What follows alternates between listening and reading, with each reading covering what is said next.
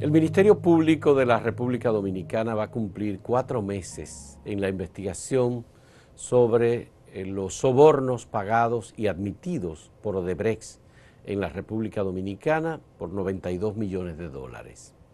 Esa investigación ha incluido unos interrogatorios, un allanamiento en la oficina de Odebrecht e interrogatorios a diferentes personas que firmaron contratos con esa compañía y ahora ya están siendo entrevistados los legisladores que fueron presidentes del Senado y de la Cámara de Diputados, aparte de el presidente de la Comisión de Hacienda del Senado.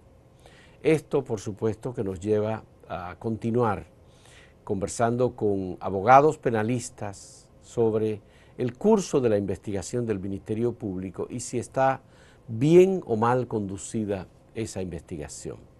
Hoy hemos invitado a Bartolomé Pujals, que es abogado penalista y que es un activista social que ha estado muy interesado en la investigación que realiza el Ministerio Público y cómo se lleva esta investigación.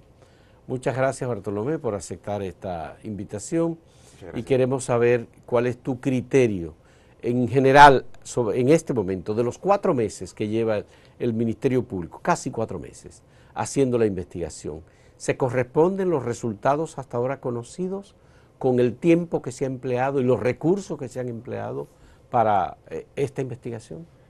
Bueno, lo primero es que nosotros, desde el Movimiento Verde, que hemos estado dando bastante seguimiento a esta cuestión, dado el objetivo que nos hemos trazado del fin de la impunidad, es que hemos visto que este acuerdo precisamente abona a esa impunidad. Es un acuerdo que en principio... ¿Te refieres al acuerdo de que se sometió al coordinador de los juzgados de instrucción? Claro, que es un acuerdo que es el resultado de las investigaciones que el Ministerio Público, o en este caso el Procurador General, había iniciado con relación a las denuncias que se dieron con los sobornos que había pagado esta empresa. Decimos que es un acuerdo de fachada, que es un acuerdo que abona a la inmunidad y a la impunidad, precisamente porque cuando se utiliza la figura procesal del testigo de la corona, que es lo que se ha querido utilizar, es decir, yo utilizo a Odebrecht como un testigo, como un coimputado arrepentido, colaborador, que me da una información que permite que yo prescinda de perseguirlo penalmente para perseguir delitos cuyas penas son mayores y cuyo impacto en la sociedad es mayor. Sin embargo, una de las cuestiones que nosotros hemos podido ver es que el Ministerio Público ha mentido reiteradamente en las acciones que ha indicado va a hacer a la ciudadanía. En primer lugar, cuando indica que solicita que este caso sea declarado complejo, es decir, la solicitud de declaratoria de asuntos complejos es un procedimiento que se utiliza para casos de crimen transnacional, de corrupción administrativa, en donde existen cuestiones muy complejas que impiden la investigación en términos ordinarios. Ellos piden en esa solicitud de que le permitan suscribir un acuerdo en donde donde Odebrecht funja como testigo colaborador o como imputado colaborador.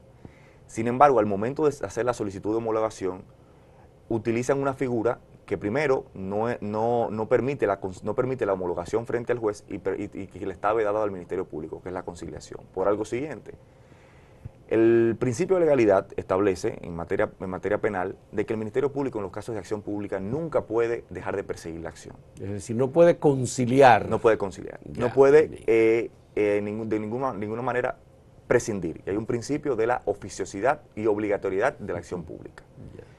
En segundo lugar, el sistema penal sabe que no puede perseguir y castigar todos los delitos que se presentan en una sociedad y permite que se haga una excepción a ese principio de oportunidad, de legalidad, estableciendo lo que se llama un criterio de oportunidad arreglado. Es decir, yo puedo utilizar excepcionalmente a un imputado como colaborador porque voy a perseguir delitos de mayor impacto social, de mayor relevancia para la sociedad. Es lo que el Ministerio Público de Brasil ha utilizado como delaciones premiadas. Delaciones premiadas. Que existe en el Código Penal de República Dominicana. Claro, en el Código Procesal. Procesal penal. Sí, claro, que es precisamente esta figura. Ya. Entonces, ¿qué es lo que hace el Ministerio Público? Bueno, cuando yo presento este acuerdo tiene una serie de requisitos y de implicaciones. Precisamente por eso se obliga al Ministerio Público, cuando vaya a aplicar un criterio de oportunidad arreglado como mecanismo o herramienta de investigación que vaya ante el juez. Un juez. Bien. Porque el juez, en este caso el juez de la instrucción, funge como el juez de las garantías. Este juez tú tienes que indicarle y motivarle adecuadamente, primero, que la información que yo te estoy dando es una información cierta, porque la información que siempre da un testigo o un imputado colaborador como esto, en estas condiciones, tiene carácter de prueba indiciaria. ¿Qué significa esto? Que tiene que ser comprobada por otros medios de prueba. Eso implicaba que ese acuerdo que ellos sometieran tenían que necesariamente, frente al juez, indicar quiénes son las personas que recibieron esos sobornos, cuáles son los otros medios de prueba que comprueban que real y efectivamente esas personas recibieron esos sobornos, y cuáles son las conductas que se derivan respecto a otros imputados, dígase los funcionarios y exfuncionarios que recibieron esos sobornos, para determinar que las penas que le aplicarían a esos casos es mayor que la de soborno transnacional, que es por la cual Pero si se dice cuál es la delación de Odebrecht en este caso, el acuerdo como que no tendría sentido, es decir, ya lo estaría diciendo. Precisamente, lo que pasa es que cuando... Entonces ahí Odebrecht no tendría el beneficio que está buscando, que es que le quiten la responsabilidad penal a su funcionario. Claro, no, eso no es excluyente, porque una de las cuestiones es, yo prescindo en el acuerdo, yo acuerdo contigo que no te voy a perseguir, tú me das esta información que yo debo presentar al juez para que el juez verifique real y efectivamente que la información que tú me estás dando aplicaría la excepción a ese principio de legalidad que impide que el Ministerio Público pueda dejar de perseguir la acción. Vale decir que el juez reconozca la importancia de la información que se está recibiendo. Correcto. O que se está garantizando. Correcto. Porque lo otro sería la entrega de las pruebas. Exacto, porque ¿qué es lo que ocurre? Hoy se cumplen 23 días de que se declaró inadmisible el acuerdo. Y luego de que fue declarado inadmisible el acuerdo, el Procurador General ha comenzado a hacer una serie de interrogatorios que uno no entiende el sentido de ellos. ¿Por qué? Porque cuando tú presentas un acuerdo de este tipo, es decir, tú presentas a un testigo de la corona, ya tú estás en una fase procesal casi terminando la investigación. Es decir, cuando tú presentas ese acuerdo que el juez te lo homologue, días después ya tú tienes las condiciones para tú presentar una acusación en contra de las personas que ese imputado te ha indicado. Ya, okay. Y lo que vemos es que no se ha hecho precisamente porque obligaba al Ministerio Público, al Procurador General de la República, a tener que indicar cuáles son los nombres. Precisamente por eso, desde el principio, en virtud de lo que establece el artículo 290 y 291, el expediente se sometió a bajo reserva de investigación, es decir, para no revelar ningún tipo de información, ni siquiera poder presentar el acuerdo. ¿Y si va a haber una delación que se va a entregar en Brasil en mayo o en julio próximo? ¿Por qué utilizar la delación que se puede entregar aquí como un eximente de responsabilidad penal? Precisamente eso implica también una contradicción en los términos que se están dando en la investigación, en los pasos que está dando el Procurador General de la República. Porque si tú vas a Brasil y obtienes un acuerdo que incluso te dice que te la van a entregar antes que a todos los otros países que se había indicado para junio, no tenía sentido, en este caso, hacer ningún tipo de acuerdo con Odebrecht, porque ya tú podías perseguir perfectamente a Odebrecht por haber pagado los sobornos y por lavado de activos, y también, cuando te entregaran la información en mayo, perseguir, en este caso, a las otras personas. Y en ese caso sí se garantizaba. Porque tú puedes optar por la figura del testigo de la corona, que es lo que el Ministerio Público en principio había dicho que iba a hacer, si tú no tienes otra forma de obtener esa prueba. Pero ya tú has dicho, ya has anunciado a la sociedad dominicana de que tú vas a obtener esos nombres por otra vía que no es Odebrecht. Entonces, real y efectivamente no tenías por qué llegar a un acuerdo.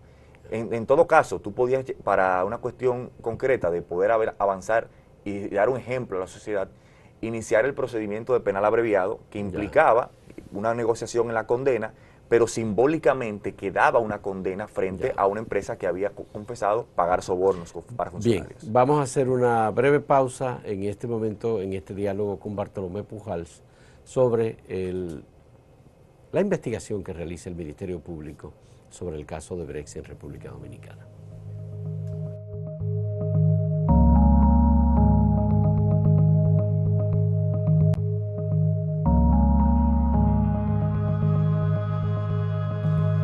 El abogado constitucionalista y asesor del Ministerio Público para este acuerdo, Eduardo Jorge Prats, ha dicho que quienes están contentos con la no validación del acuerdo u homologación del acuerdo por parte del juez José Alejandro Vargas son los que recibieron los sobornos. Que el movimiento verde y todo esto son unos tontos útiles que han estado trabajando a favor de los que recibieron los sobornos. ¿Cuál es tu consideración sobre esto? Bueno, lo primero es que esa premisa parte de una cuestión que desde mi punto de vista es cerrada, por lo siguiente. Si real y efectivamente los nombres se hubiesen querido revelar, el acuerdo no hubiese sido declarado inadmisible. Porque como hemos dicho, una de las condiciones que eran condiciones sustantivas para que este acuerdo pudiera proceder era que ante el juez se indicaran real y efectivamente que esos nombres se dieran. El juez incluso lo dice así en su resolución, en el Ordinal 2, devuelve al Ministerio Público y a las partes, en este caso Odebrecht, el acuerdo para que lo tramiten conforme establece la normativa. Incluso no le impide, y no se refiere al fondo, y no le dice, usted tiene toda la posibilidad de acordar y aplicar un criterio de oportunidad arreglado, porque ya usted me ha solicitado, cuando pidió que este caso fuese declarado complejo, de que sea así. El tema es que usted ha escogido una vía distinta a la que me indicó que iba a elegir y que es la que establece la ley. Entonces, yo creo que de alguna manera se manipula los hechos cuando se dice que esto favorece a los que recibieron los sobornos. Lo que favorece es la actitud del Ministerio Público de no haber hecho el acuerdo en los términos que establece la ley, que es la razón por la cual ese acuerdo fue declarado inadmisible, y es la razón por la cual a 23 días de haber sido declarado inadmisible no ha habido la forma de poder reintroducirlo. ¿Por qué tú crees que no se ha reintroducido luego de 23 días el acuerdo? Bueno, porque la opción que ellos tienen es, tengo que ser redundante en este tema, es que necesariamente ellos tienen que indicarle al juez, para que pueda el juez aplicar de forma excepcional el criterio de oportunidad, indicar que cuáles son los nombres, cuáles son las pruebas que tienen, que eso implicaría necesariamente traer a Ángel Rondón al escenario, porque Ángel Rondón, como supuesto representante comercial de Odebrecht, fue la persona que se encargó de repartir todos los sobornos, y al final de cuentas él tiene una información privilegiada, porque sabe a quién entregó cada uno de los sobornos que se utilizaron. ¿Y tú tienes información sobre si Ángel Rondón, como funcionario de Odebrecht, estaba incluido en el acuerdo con la eximente de responsabilidad penal? No tengo la información, pero lógicamente en una etapa de investigación como esta, en donde Odebrecht dice, y el procurador, y eso estamos usando la palabra que dijo el procurador, Odebrecht dice que la persona que repartió los sobornos es Ángel Rondón en su condición de representante comercial. Evidentemente, como uno de los requisitos del acuerdo es comprobar que las informaciones son reales y veraces, Ángel Rondón constituye una prueba privilegiada para demostrar real y efectivamente que las informaciones que Odebrecht me está dando cuando me revela esos nombres es real. Y eso implicaba, si fuese yo el procurador y no tuviese la posibilidad de obtener la información de quiénes son los nombres por otras vías, evidentemente Ángel Rondón y Odebrecht serían los testigos de la corona en un proceso de investigación como este. Yeah. Hay la preocupación de que el Ministerio Público aparentemente tiene un equipo, el PETCA, es el que está el programa que dirige Laura Guerrero Pelletier, es el que está a la cabeza de la investigación, pero siempre aparece el procurador y Laura nunca habla, quien habla es el procurador. Contrario a otros casos. Exactamente. Entonces quisiera saber, ¿cuál es tu criterio sobre el equipo que tiene la Procuraduría para hacer esta investigación compleja y para ofrecer resultados, si ya han pasado casi 4 meses y hasta ahora no tenemos nada concreto, específico, si aún están interrogando personas?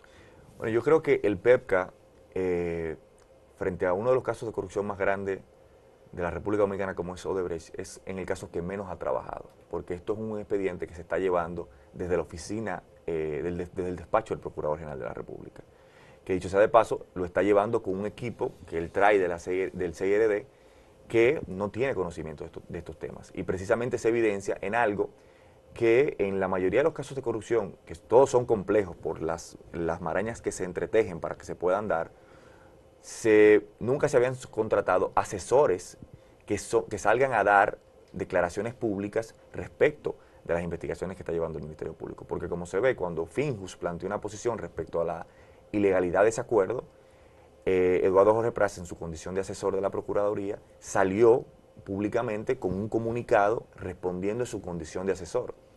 Evidentemente eso demuestra que esa reserva que se ha ejercido en este expediente no se trata por un tema de entorpecer la investigación, sino para garantizar que real efectivamente las informaciones de quienes recibieron los sobornos, porque eso es algo que ya se sabe, porque esa información incluso ya la tienen los Estados Unidos, la tiene Brasil y ya... ¿Tú estás seguro que eso lo tiene Estados Unidos? Sí, lo que pasa es que el mismo acuerdo de Odebrecht, cuando aceptó pagar la indemnización, estableció esa cláusula de 6 meses para que no se revelara. En este caso, yo creo que el equipo que está utilizando el procurador no cuenta con la cantidad de fiscales de carrera que no hubiesen cometido un error procesal tan grave como de someter la homologación de un acuerdo por una disposición legal que no aplicaba, que fue lo que en este caso hicieron.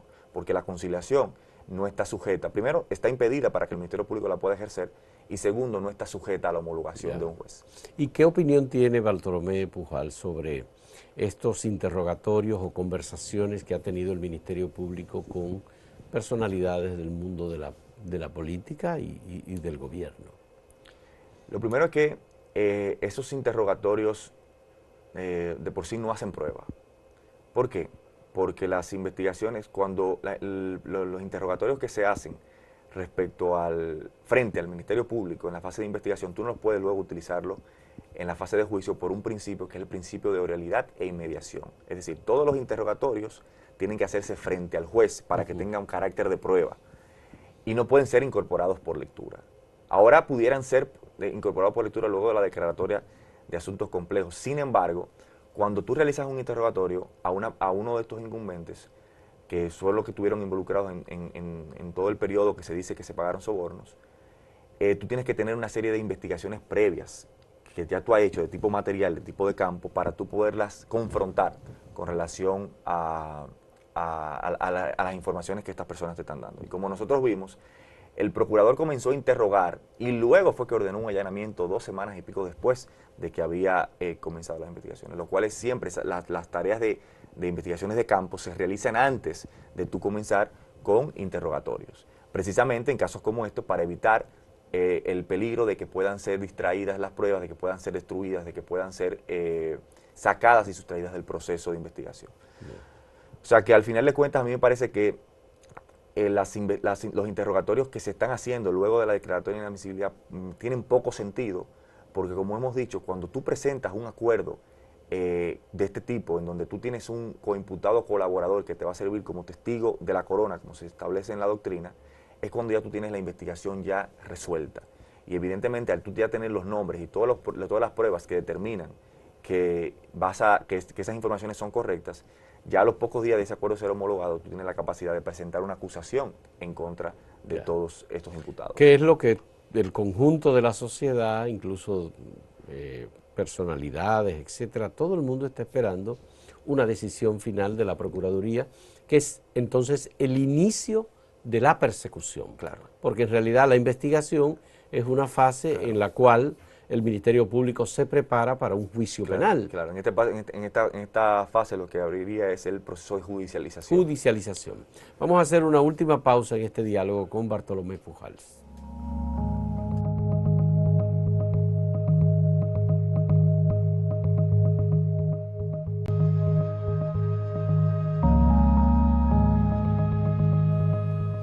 Bartolomé, si comparamos lo que ha hecho el Ministerio Público de la República Dominicana con lo que ha hecho el Ministerio Público en Colombia, en Brasil, en Perú, en Panamá, en México, en Argentina, ¿cuál es la calificación que podríamos darle a la investigación de aquí? No, sin lugar a dudas, una calificación deficiente. Y evidentemente demuestra cómo las instituciones en este país se utilizan para garantizar la impunidad. Eso demuestra esa premisa que ha utilizado el Movimiento Verde, que la corrupción y la impunidad son características fundamentales del sistema político.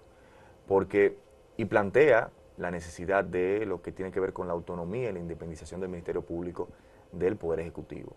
porque como hemos visto, en otros países ya se ha declarado la muerte civil, por ejemplo, de Odebrecht, donde no va a poder operar. Nosotros tenemos aquí el reglamento de la ley de compras y contrataciones, que fue emitido por un decreto del mismo presidente Danilo Medina, establece que en un caso como este procede de hecho la inhabilitación permanente de Odebrecht como empresa contratista. Pero que eso afecta a Punta Catalina. Evidentemente. Sí. Y lo que se hizo en este caso, que incluso dentro de los palos a ciegas que se han dado en la investigación, cuando el procurador solicitó una inhabilitación temporal, que es una figura que no está establecida en la ley. Pero luego de que anunció el acuerdo... Una inhabilitación temporal de Odebrecht en República Dominicana para participar en licitaciones. Claro, dicho sea de paso, de uno de sus registros de proveedores del Estado, porque tiene 5 registros de proveedores del Estado inscritos en la Dirección General de Compras y Contrataciones. Incluso para el consorcio que hay para el tema de Punta Catalina tiene un registro de proveedor aparte, que no fue ese el que se suspendió por la solicitud del procurador. Solicitud que, dicho sea de paso, fue también solicitada que fuera levantada luego de que se anunció el acuerdo. Otra de las cuestiones que uno puede ver es de que aquí el procurador anunció la recepción de 30 millones de dólares como primer pago, lo cual constituye también una ilegalidad porque el procurador recibió esos fondos que no se saben dónde está, ni a qué cuenta fueron a parar. Lo que se dice es que tú no puedes recibir ese dinero hasta que el juez, en este caso, te homologue ese acuerdo, porque en los hechos y en el derecho ese acuerdo no existe. Por lo tanto, tú no tienes capacidad transaccional, porque la capacidad transaccional, la facultad en este caso, de tú poder llegar a un acuerdo, te la da el juez cuando lo homologa. Pues yo tenía entendido que el dinero no se había recibido. Sí. Si no hay una validación del acuerdo, y el acuerdo es que se plantea el pago de los 184 millones de dólares, tú no puedes recibir sí, pero el dinero sí efectivamente se recibe. Y 30 millones de dólares. 30 millones de dólares. Incluso, y ese dinero, un dinero que no se ha hablado de él, pero las informaciones que uno ha escuchado es que es un dinero que lo recibe directamente la Procuraduría. Entonces, pero eso debe ir a la cuenta única del Estado. Claro, a la cuenta que debería ir en este caso.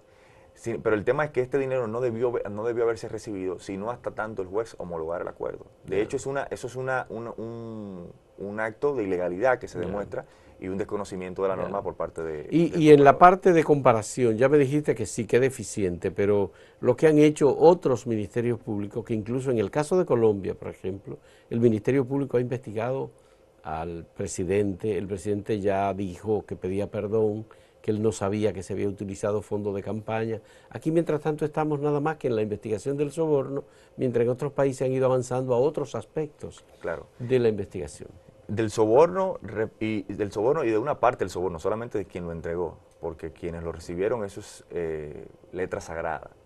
Sin embargo, una de las cuestiones que se dan aquí, y es precisamente por la falta de independencia del Ministerio Público, es que aquí no se ha citado a ninguno de los expresidentes, ni siquiera el presidente de turno, que están involucrados en el periodo de que se ha dicho que se pagaron esos sobornos. Pero ustedes no esperan que el procurador haga eso. Evidentemente no lo va a hacer, pero en derecho uno lo va, y en el marco de la institucionalidad es lo que procede, y en el ejercicio comparativo que uno hace con lo que está pasando en otros países, evidentemente eso es una diligencia de investigación de rigor. Y el hecho de que no se haya invitado a Leonel Fernández, por ejemplo, ¿ustedes cómo ven esto?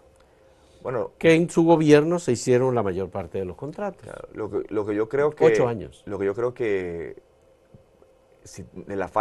que el tema de Leonel Fernández no ha dado ningún tipo de respuesta a esto, porque de alguna manera Hipólito ya respondió sobre el asunto, Daniel utilizó el espacio de la Asamblea Nacional para eso, y el único que no ha hablado al respecto del tema es el expresidente Leonel Fernández.